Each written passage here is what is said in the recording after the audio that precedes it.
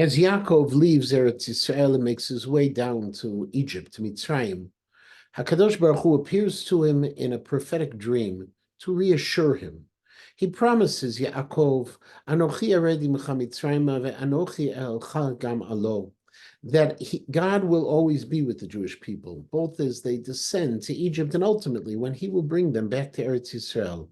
And then HaKadosh Baruch Hu adds, V'Yosef yashit yado aleinecha, and Yosef shall place his hand over your eyes. Of course, the simplest explanation of this phrase is, as the Rashbam and Sforno explain, that Yosef would take care of all of Yaakov's needs in Mitzrayim. And yet, the Psikta Zutrata interprets this phrase differently. It says that this refers to Atzimat Einayim, to the closing of Yaakov Avinu's eyes, which means, as the Chizkuni explains, that at the time of Yaakov Avinu's death, Yosef would be there to close his eyes, and thus would be able to care for all of the necessary arrangements for Yaakov Avinu's burial.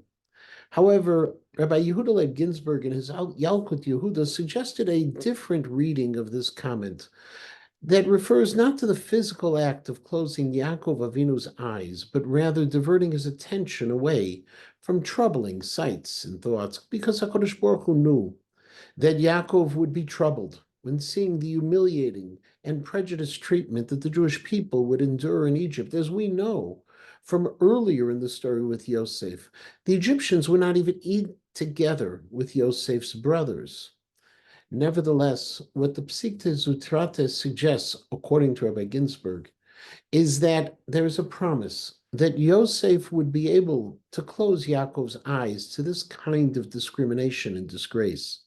Yosef, who would come to Egypt as a slave, cast in a dungeon and falsely accused of a grievous crime, ultimately he rose to the greatest heights of power and honor in Egypt. And therefore, the story of Yosef would help to turn his father's mind away from the troubling circumstances that his descendants will encounter.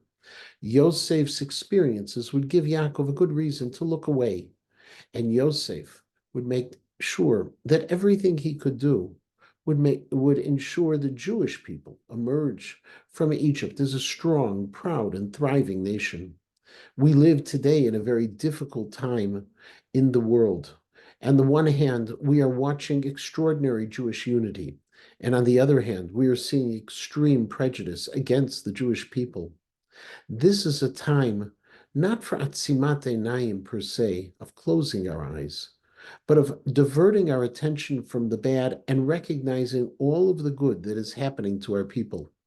We need to keep our eyes on that prize, to be able to focus on the good, the unity, the power of the Jewish people as a klal, versus the dangers and threats of anti-Semitism.